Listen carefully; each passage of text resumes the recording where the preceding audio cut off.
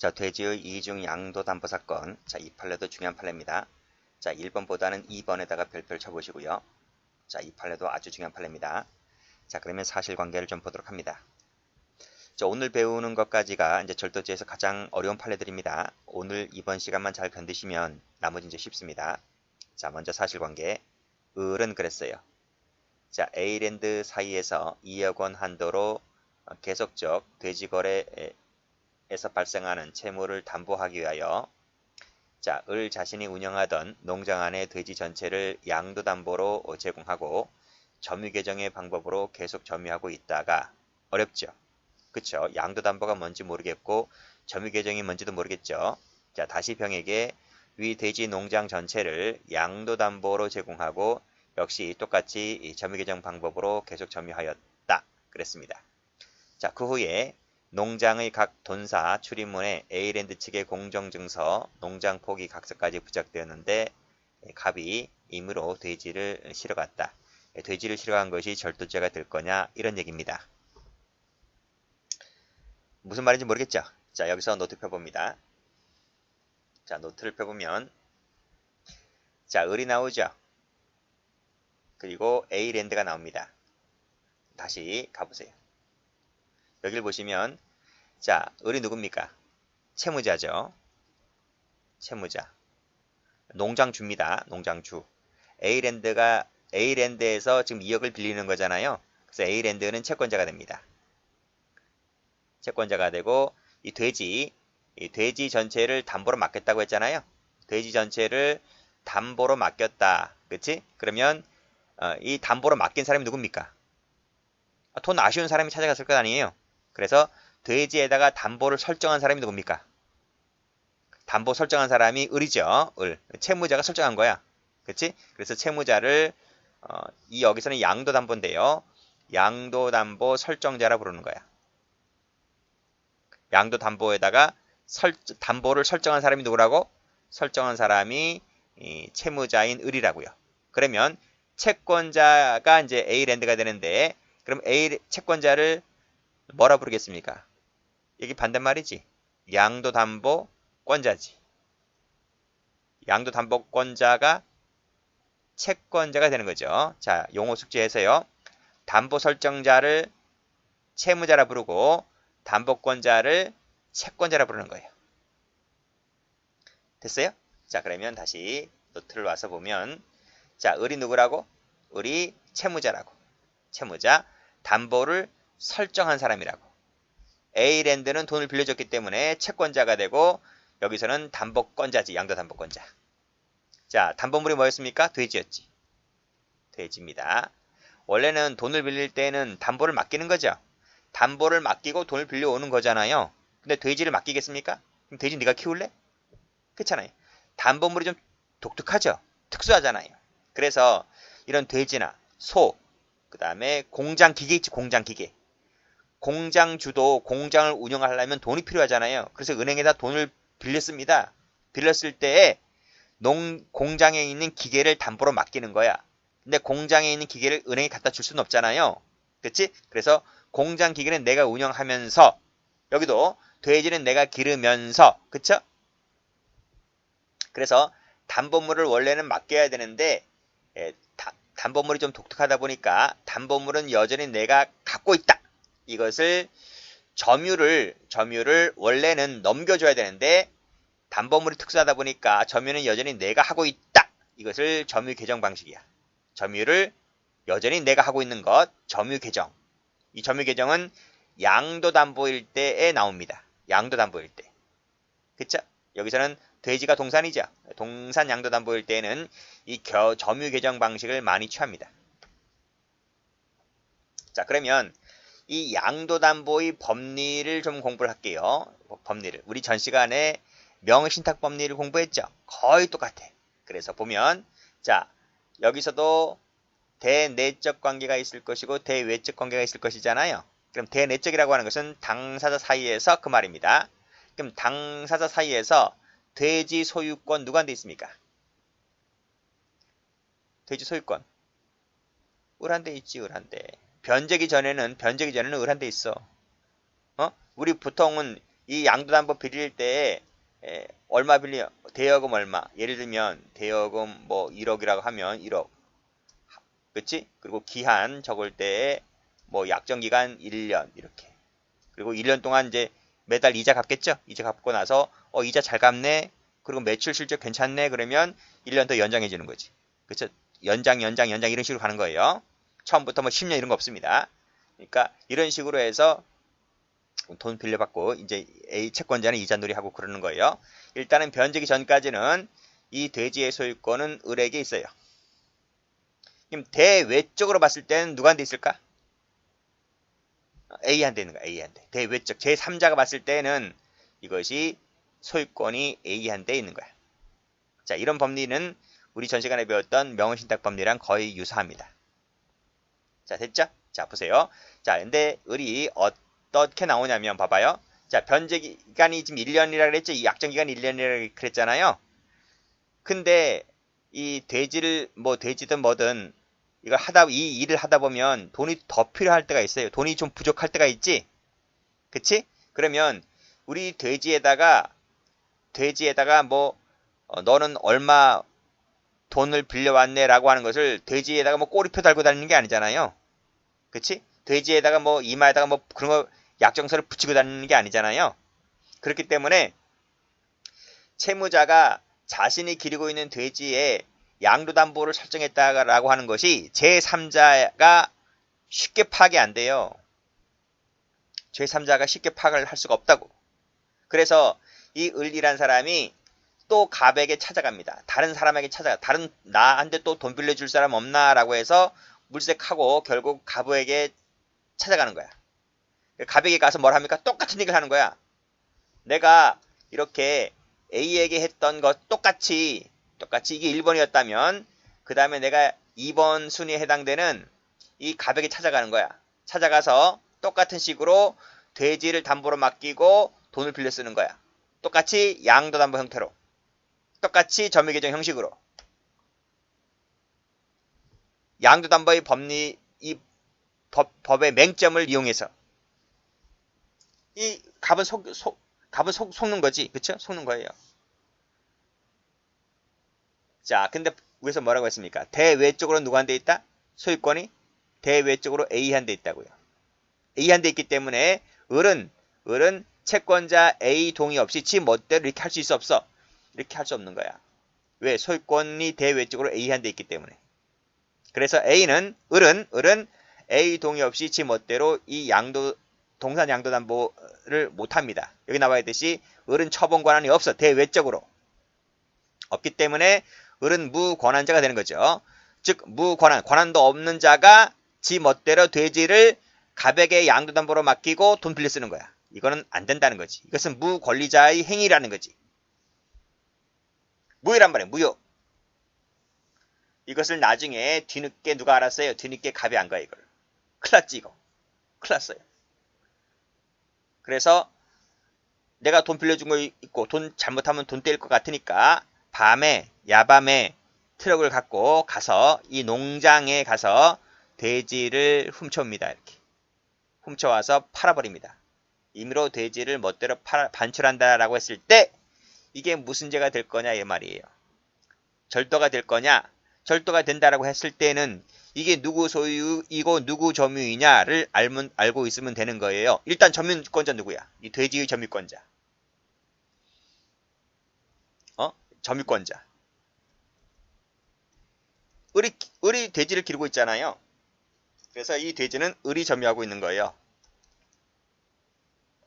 지금 소유자는 누구야? 누구 소유야 이게? 돼지가. 여기 있잖아요. 여기. 대외적으로 A가 소유자라고 여기 적혀져 있잖아요. 그래서 이건 A 소유인 거야 이게. 을 소유가 아니고 A 소유인 거야. 결국 갑이 봤을 때는 이 돼지가 을 점유이고 A 소유인 거야. 즉 타인 소유, 타인 점유인 거야. 갑 입장에서 봤을 때. 그쵸? 그래서 이것은 절도가 되는 겁니다. 아시겠죠? 그런 내용의 판례입니다. 중요한 판례죠. 자, 그 법리를 꺽쇠 1번에서 설명해 놨어요. 꺽쇠 1번에서. 꺽쇠 1번에서 제가 지금 설명했던 것이 쫙 나와 있어요. 여기 보시면 대외적 관계에서 채무자 누구라 그랬어? 을이라 그랬지? 을은 이미 채권자에게 소유권을 양도한 무권리자가 된다. 따라서 다시 다른 채권자 누구? 갑. 과이 사이에 양도담보 계약을 체결하고 똑같은 방식으로 점유개정 방법으로 인도했다 하더라도 그 자는 무권리자가 되는 것이다. 따라서 점유개정의 방법으로는 선의취득이 인정되지 않기 때문에, 즉 소유권 취득이 안 되기 때문에 결국 뒤에 채권자인 갑은 적법하게 양도담보권을 취득할 수가 없다. 취득이 안 돼요. 그런 법리입니다. 결국은 제가 지금 양도담보 법리를 설명하기 위해서 꺽쇠 1번을 쭉 해놨는데 여러분들은 이거를 볼 필요가 없어요. 여러분은 2번만 공부하시면 됩니다. 아시겠죠? 자, 그래서 돈사에서 대량으로 사용되는 대지에 대한 이중의 양도담보 설정 계약이 체결됐다. 그렇죠? 양도담보 계약이 한 번 더 있다는 거예요. 이때 뒤에 양도담보 설정 계약을 체결한 이중 양수 채권자, 이게 누구야? 이게 갑인 거죠. 갑이 임의로 대지를 반출했을 때는 절도가 되는 판례다. 이렇게 보시면 되겠습니다. 됐죠? 요런 판례입니다. 결국 이 두 줄밖에 안 나와요, 시험에. 그렇게 받으시고,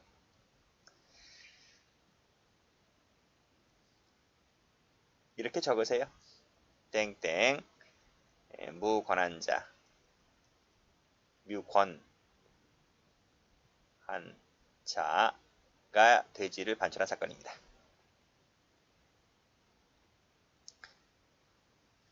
자, 아파트 동거녀는 더 출제가 잘 되는 판례입니다. 이것도 중요한 것이니까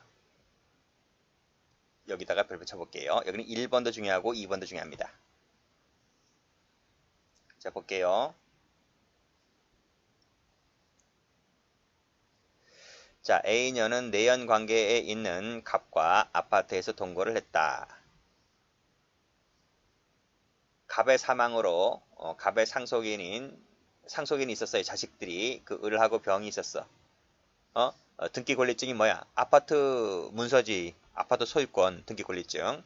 서류들이 들어있는 가방을 아파트에서 이 A녀가 가지고 갔다. 이게 절도가 될까 말까 이 얘기입니다. 그리고 여기 가로 열고 닫았죠? 자세한 내용은 이 가로 열고 닫은 부분을 읽어보시면 될 것 같고 제가 할 얘기는 다 했습니다. 자, 여기서 노트 펴볼까요?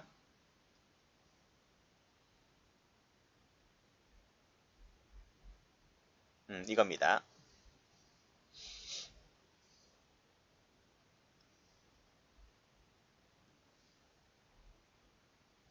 자, 여기 한 집에 있습니다. 한 아파트입니다. 자, 갑이라는 늙은 남자가 있었고 A라는 젊은 년이 있었습니다. 그렇죠? 둘이 동거했다는 거죠. 그리고 다른 집에서는 이 갑의 자식들이 이 상속인들이죠. 다른 집에 살고 있었고 그래요. 자, 갑은 사망합니다. 사망하는데 갑이 남기고 간 이 아파트 소유권 등기 권리증이 이제 가방에 있었던 거예요. 이 여자가 이 집문서죠? 아파트 집문서를 몰래 가져간 것이 절도가 될 거냐의 문제입니다. 절도가 되려면 이 집문서가 누구 소유냐, 누구 소유냐, 그리고 누구 점유냐, 이거를 파악하면 절도가 나와요. 그치? 일단은 보세요. 점유는 쉽지? 점유는 쉬워요. 점유는 갖고 있는 사람이 점유자야. 이 손가방 안에 든 이 집문서 누가 갖고 있습니까? 이 자식들이 갖고 있는 게 아니잖아요. 그치? 이것은 동거하고 있는 A녀가 갖고 있기 때문에 점유자는 내가 점유하고 있는 거다. A가 점유하고 있는 것이지 상속인들인 을하고 병이 점유하고 있는 게 아니다. 점유는 상속이 안 됩니다. 상속이 안 되기 때문에 이것은 타인 섬유가 타인 점유가 아니라 내가 점유하고 있는 거야. 내가 점유하고 있는 거. 자기 점유입니다. 자기 점유. 자, 소유권은 상속이 되지 않아요. 소유권은. 그쵸? 그래서 소유권은 동거녀인 나한테 오는 게 아니라 저쪽 다른 집에 살고 있는 그 자식들 을과 병이 소유를 하게 됩니다. 결국 소유자는 자식들이고 점유자는 나인 겁니다. 그쵸? 그래서 여기서는 소유자는 타인 소유가 되는 거야. 자식들.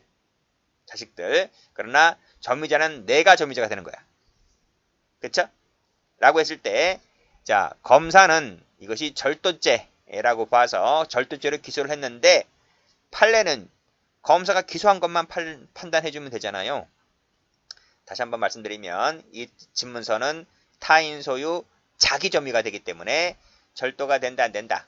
안 된다. 이렇게 보시면 되겠습니다. 자, 됐고. 횡령이 되느냐의 문제가 있을 수가 있는데, 뭐 횡령죄로 자체는 기소를 안 했으니까요. 그리고 횡령이 되려면 위탁관계라고 하는 것이 인정된다. 그걸 뭐 미리 이제 쟁점이 되겠지만은 일단은 점유죄 횡령이 되느냐의 문제는 여기서 쟁점이 아닙니다. 절도가 될까 말까 그 얘기만 보시면 될 것 같아요. 자, 그러면 다시 한번 와볼게요. 꺽쇠 1번입니다. 꺽쇠 1번 출제됩니다. 별표에 나와 있잖아요.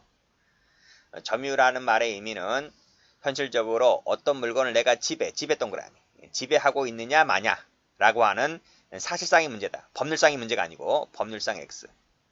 법률상의 문제가 아니라 내가 지배하고 있느냐 마느냐의 사실 문제다. 사실 문제. 그 점에서 민법과는 다르다. 민법은요.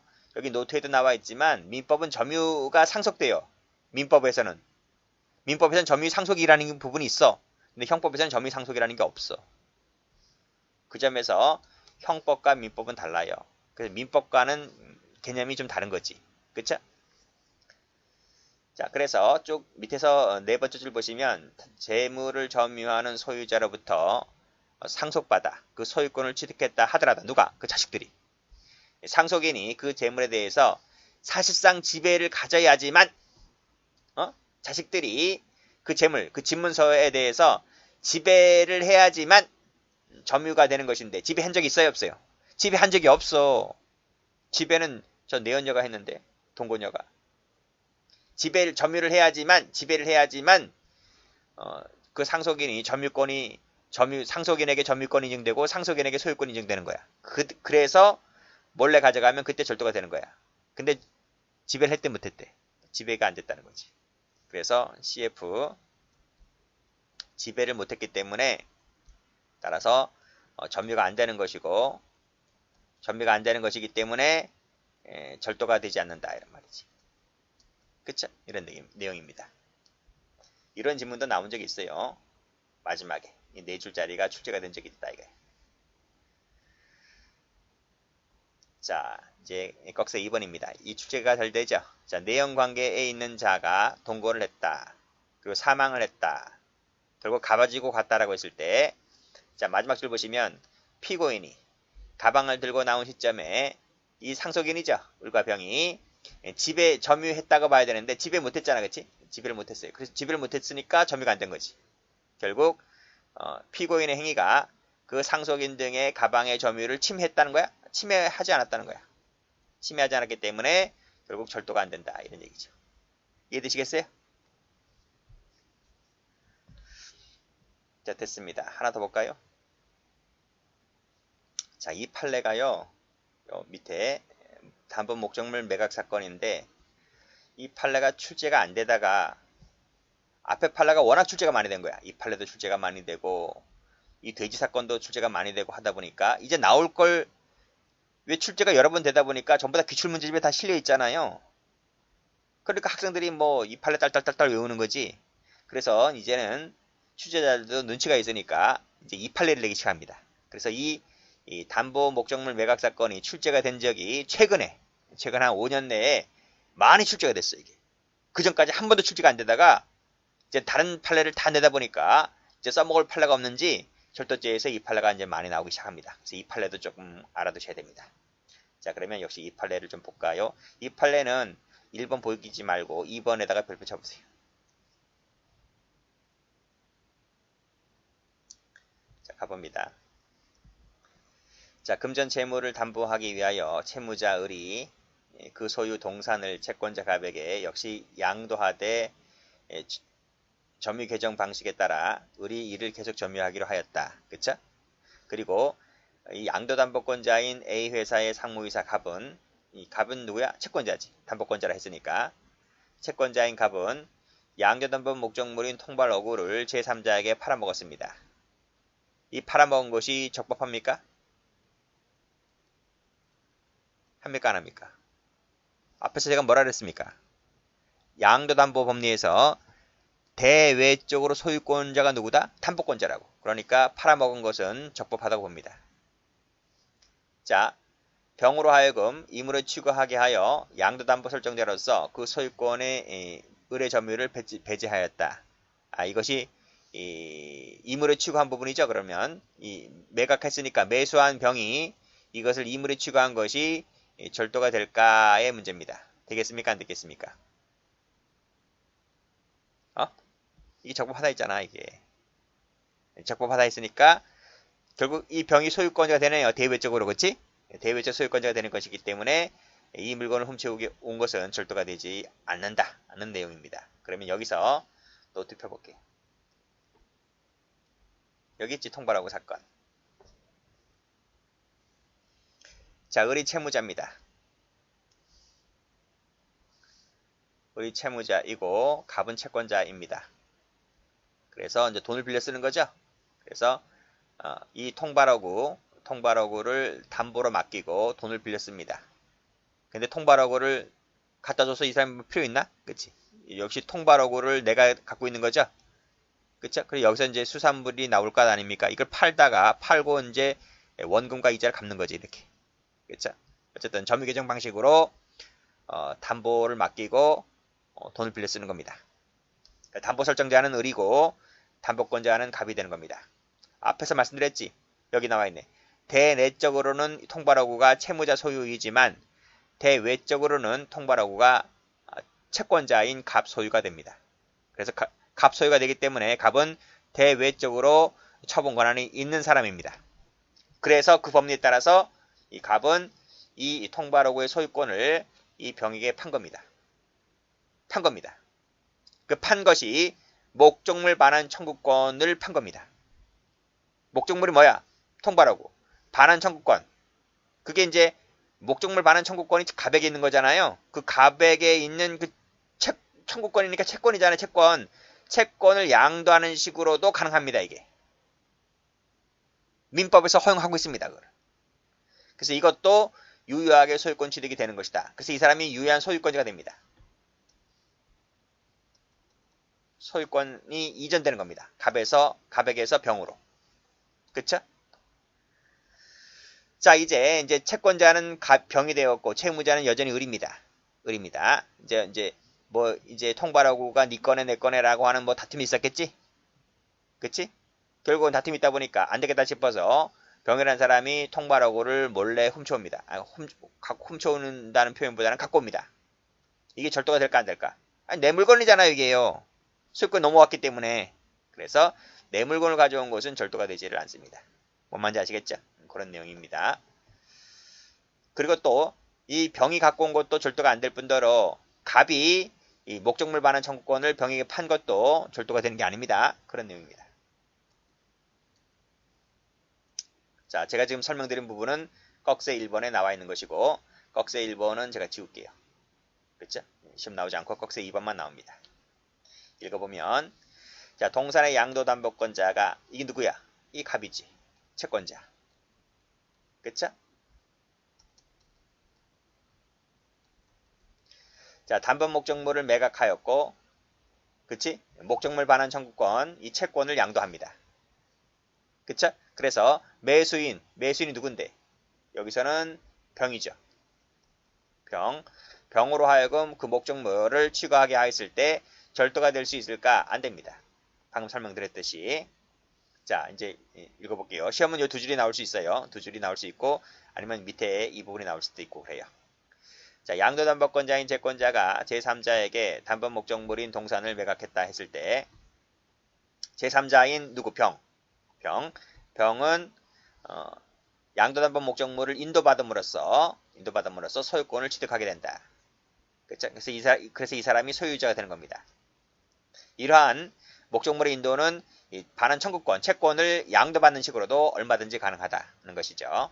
결국 끊어볼까? 여기서 채권자가 양도된 목적물을 이와 같은 방법으로 제3자에게 처분해서 그 목적물의 소유권을 취득하게 한다는 거지. 누구에게? 병에게. 병에게 소유권을 취득하게 한 다음에 그 제3자인 병으로 하여금 목적물을 취득하게 했을 때 병이 소유권자라 했잖아. 그래서 그 제3자로서는 자기가 소유자가 되었기 때문에 자기 소유물을 취득한 것에 불과하므로 이것은 절도가 되지를 않는다. 뭐는 될 수 있어요? 권리행사 방해는 될 수 있어. 즉 권리 즉 채무자가 지금 이 통발어고를 지금 사용하고 있잖아요. 사용할 수 있는 권리가 있잖아 지금. 변제기가 남아있다면, 그치? 변제기가 남아있다면 그 약정 기간이 있기 때문에 그 통발하고를 여전히 내가 사용할 수 있는 권리를 소유권자가 지금 방해하고 있는 거예요. 권리행사 방해죄는 될 수 있을지 몰라도 절도는 되지가 않고 채권자 역시 마찬가지로 이 목적물 반환 청구권을 팔았다고 해서 이것이 절도가 되는 것도 아니다. 이런 말입니다. 결국 채권자나 제3자나 절도가 되지를 않는다. 이런 내용의 판례입니다. 됐죠? 자, 이런 식으로 정리를 해두시면 되겠습니다.